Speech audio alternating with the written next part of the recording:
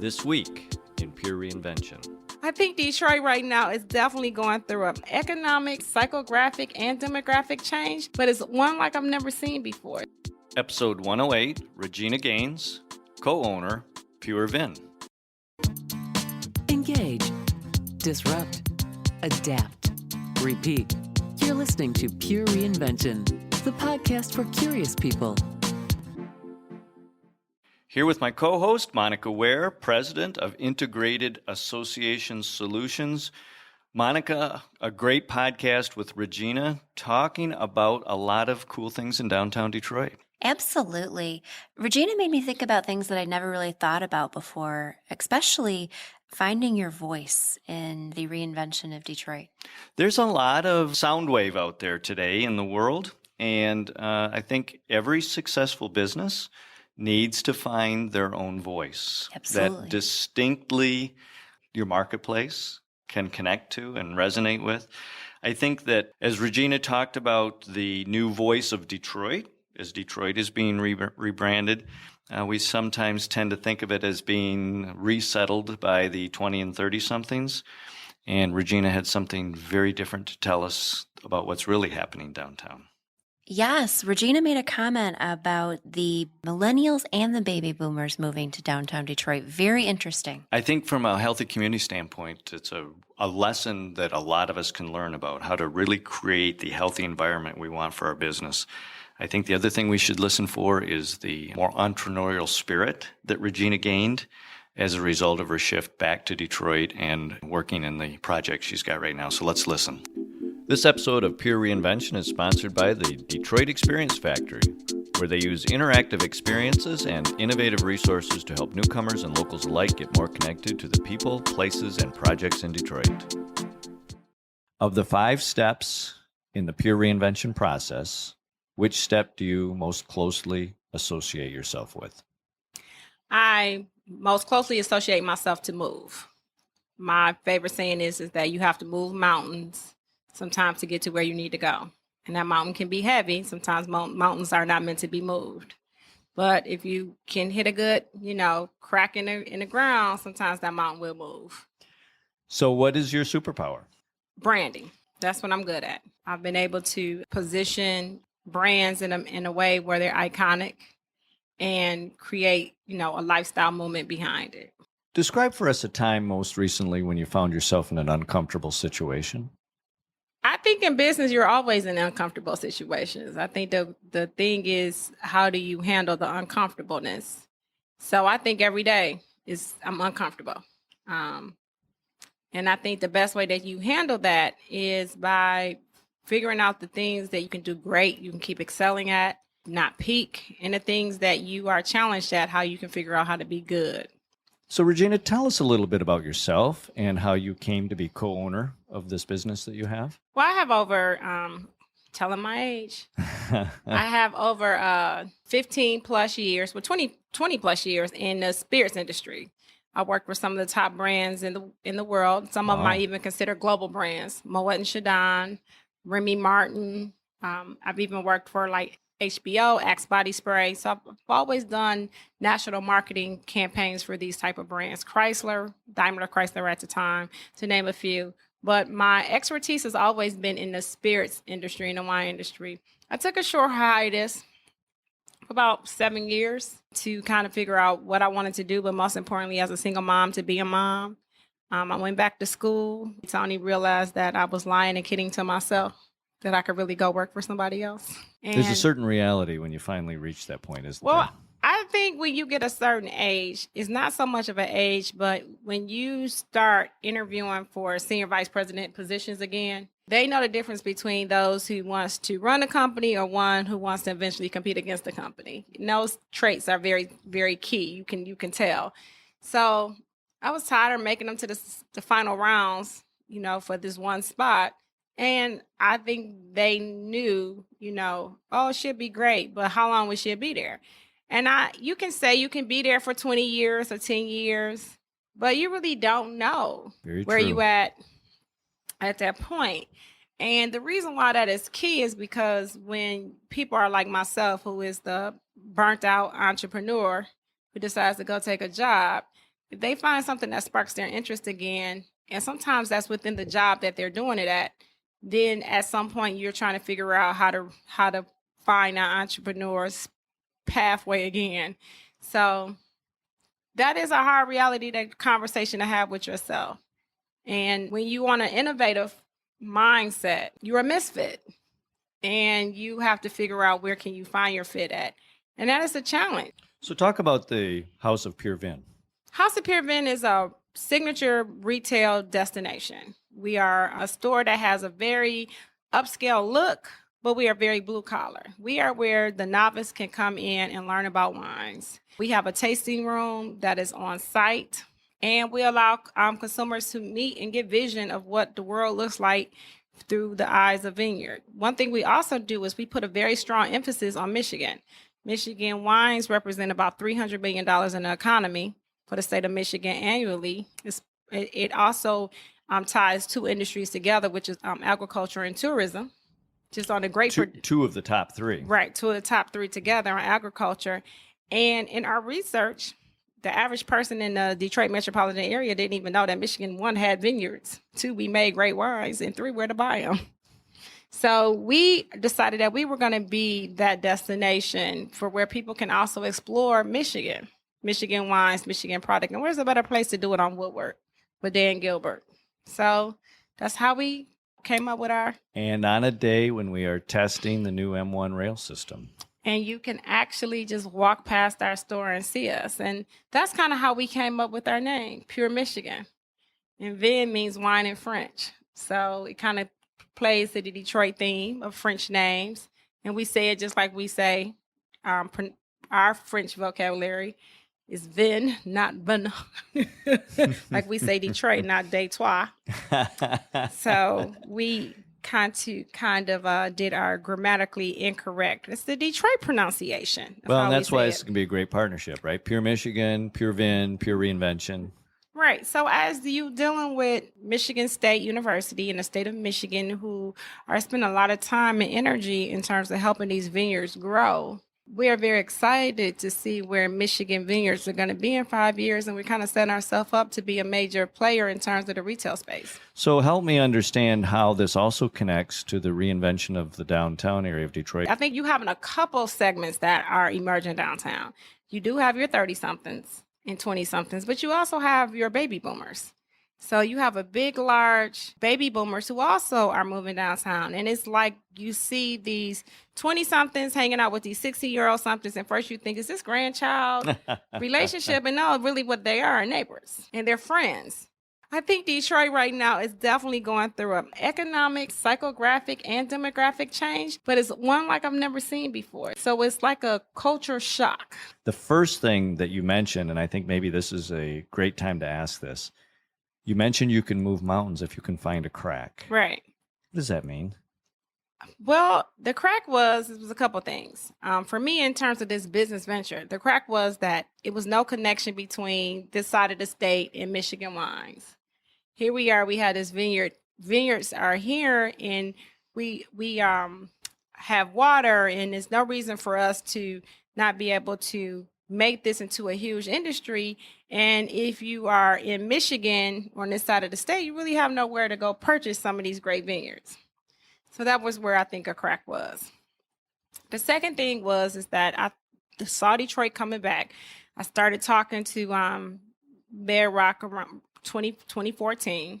It was clear that they were looking for destinations. So the opportunity is there because one thing that we were great at doing in Michigan is coming up with these branded retail stores. I tell people all the time, the best illustration of retail is Jacobson's. And that is just the easiest model to ever copy. And which it was a no-brainer for us. So if you come into our store, we have the cutest bags, the best customer service, and we give away a whole lot of product. And we try to find and talk to consumers in a voice that makes sense for us. And if those who don't know about Jacobson's, who don't remember, they gave Neiman Marcus and Saks Fifth Avenue a lot of heat. And the only reason why they were able to stand a test of time in Michigan, not because they were making profit, but they were making profits everywhere else. So they just waited it out. So we have a lot of great formulas here that you basically can just kind of make your own. I think the best thing that has ever happened to Michigan was when you have a person running for president whose family made their wealth off the backs of Michiganders saying, let the state go bankrupt with the auto industry. I thank Mitt Romney a lot because I think him saying that made all of us say, well, if he doesn't see the value in us, who will see the value of us? And I think the reason why our resurgence is something to really discuss is because it's homegrown. Yes.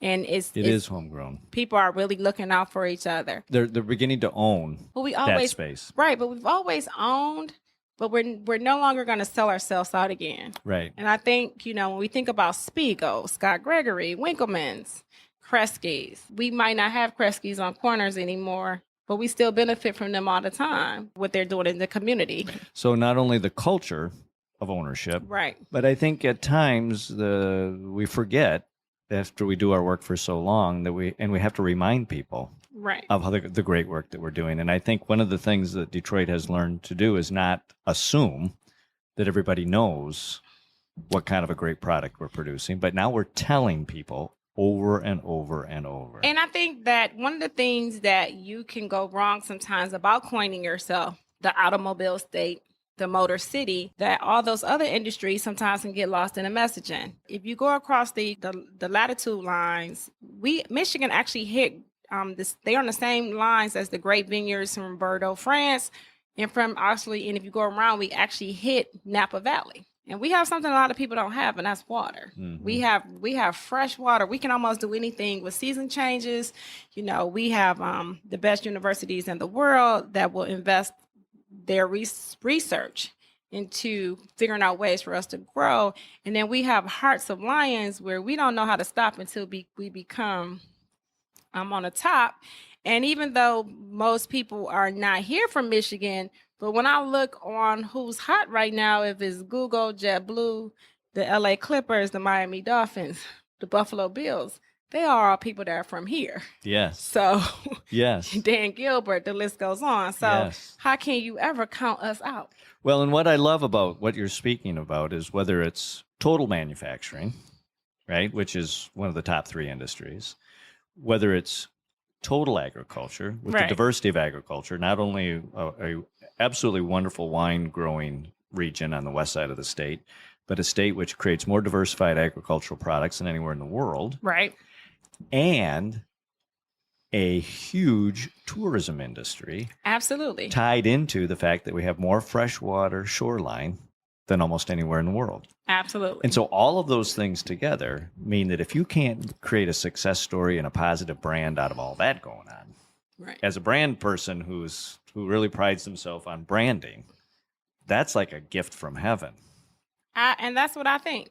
I think that we definitely are in a crazy time right now in America, and we've kind of lost our voice. However, one thing that I love about Michigan, no matter what is going on in the world, I feel like we're in the best, safest place to be because we found our voice. Yes. And we've kind of learned how to stick together.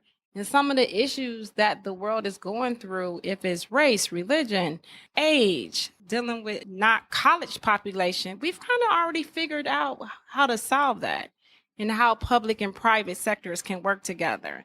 And what's the responsibility of corporations giving back to the common person. I am a graduate of Tech Town. I am in the 9th cohorts for Goldman Sachs, small business coming up. And I think that just me as a single African-American woman who lost a company and now is on my come back up in life, the only place that I think that can understand those narratives and create those opportunities right now is Michigan. So I'm just very excited about where we at and where we going because we have been disruptive. We are moving mountains. We are doing all kind of things right now. Now, here's where, and I agree with you 100%, and I'm standing up and I'm cheering and clapping and telling you go. All of these things that you're talking about tie back to this. And this is your quote. The innovation mindset is a misfit. I just think that a misfit to me is not a person that can't conform. They can conform. But the problem is that they can conform, but they don't necessarily belong with the outcasts. So it's like they can be in both rooms. And I think that that's hard because you really can't label them. So it's like, okay, I can go and do what I'm told, but at the same time, I can be around the people who want to be very disruptive. And I think those are misfits because you really just don't know where to quite put them at. For those individuals who are listening to this podcast who feel like they're a misfit, what words of advice would you give them? Don't listen to anybody. Cultivate your plan. I always tell people if people understand what you're talking about, then you're too late. So the more people who don't understand what you're saying, the more you're probably on the right path. Isn't that amazing? The more people who do not understand what you are talking about, you're likely to be on the right path. When people say, oh, I need more information on it, or what proof do you have? I always say, well, by that time, it'd be too late. So you have to just decide. I always tell people it's two paths that you can take. It's the Apple and the Microsoft. Apple definitely was innovative. Disruptive. And Microsoft was, let's figure out something existing and perfect it and make it a functionality that everybody can use. One created multiple industries and one created a functionality. There's nothing wrong with being both of them. I think both of them is there. I'm still trying to figure out what role does the iPhone play in my life? However, we know we need Microsoft Office. Right. Listen to your intuition. Listen to the little words that is going on in your head. I always tell people that I'm a very spiritual person, so that's nothing but God talking to you. Write it down. And, the best way to go to sleep at night is when you get those crazy thoughts, write it down or record it on your phone and then turn over and go back to sleep because you captured it. And don't fear anything that is unknown.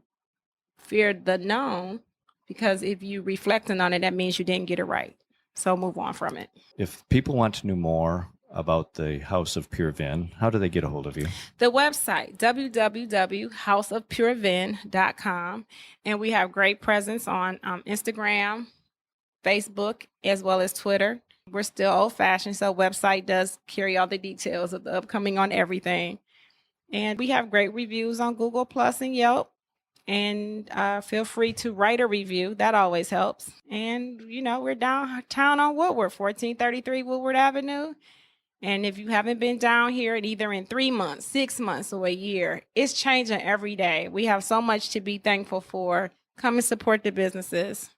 They're giving a lot of great opportunities for people like me. Thank you very much. This is just an awesome This was awesome too. conversation. Give it up to you guys. Thank you. Telling the story. Yeah.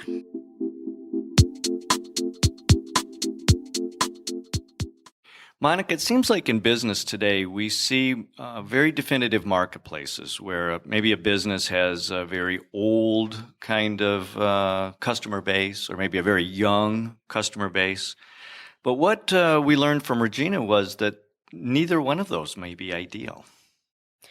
The first person I ever heard speak about this was Dan Gilmartin with the Michigan Municipal League. He always talked about how healthy communities have to have both strollers and walkers.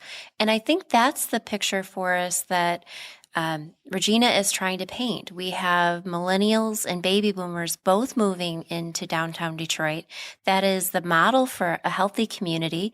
And really, it's the model for healthy business, healthy association, all the way around. I think that's absolutely right. So if you're a business owner, if you're an entrepreneur, and you are looking at your marketplace, I think there is, as Regina has taught us, some healthiness to having market segments in a lot of different areas, because that's where you start to serve your greater purpose. Monica, Regina also talked about finding her entrepreneurial voice again. She had been a part of large organizations and had a lot of responsibility, kind of got burned out on that, and needed to find her entrepreneurial spirit. As a fellow entrepreneur, Monica, why is it important to get that entrepreneurial spirit back into your energy? From what Regina talked about in her story, it was really, she had to find that place where she fit. And until she found the place where she fit, it was a risk for anyone to hire her because they knew that she would, at some point, relight that entrepreneurial spirit. It's interesting that when she found her voice in Detroit. And as a brand specialist, she didn't find the brands that we were using for Detroit fit for her. We've Right. called Detroit the Motor City, and all of these different cool city aspects didn't fit for her, what she was doing in the spirits industry, agriculture, tourism, the freshwater shoreline. She found her voice in Pure Vin. Yes. And because of that, she was able to kind of create a little bit of a shift from what the current communication was, or maybe a little bit of the current culture. And she talked about how one makes a fundamental shift, right? And do you just blow things up? Or in her case, I think she just was looking for a little bit of a crack, a little bit of an opportunity. She definitely found a crack. There really wasn't anything that fit that mold in the city of Detroit. The concept of wineries is typically something that people put in their minds with Northern Michigan or West Michigan. And she filled that gap in the marketplace, which goes right along with that model of disruption. Right. I think from an entrepreneurial standpoint, the ability to take the risk and take things that already were in existence, but create different combinations or putting them into the marketplace in different ways, not being afraid to do that as the brand manager. She's actually creating a new brand for Detroit. The Detroit is gaining a lot of vibrancy with a lot of new restaurants. And now with Pure Vin, they're able to combine the food side of that with the spirits side. And it goes right back to that first concept that we just talked about, and that's the healthy communities, because really the food and spirits are going to hit two groups more than any other, and that's the baby boomers and the millennials that have that expendable income. They're not raising their families at that point. They're the ones that are experiencing this new Detroit nightlife. When you think about it, it's a phenomenal strategy to take two very strong demographics, right? The young population who doesn't have the family yet, and let's say the boomers who are kind of done raising families, both of those groups very vibrant in the downtown Detroit, who also are populating these new restaurants, which goes hand in hand with the spirits industry. It's a magnificent thought process. It is. And as that entrepreneurial spirit, she's the one that came up with that thought process that no one else had wrapped their hands around yet. It may be disruptive, but it is very successful. So if you're ready for a change, make it a change that lasts. Make it pure reinvention. Thanks for listening to this episode of Pure Reinvention. Keep the conversation going and get alerts when new podcasts are up by following us on Twitter @Pure Reinvention or sign up for our mailing list at purereinvention.com.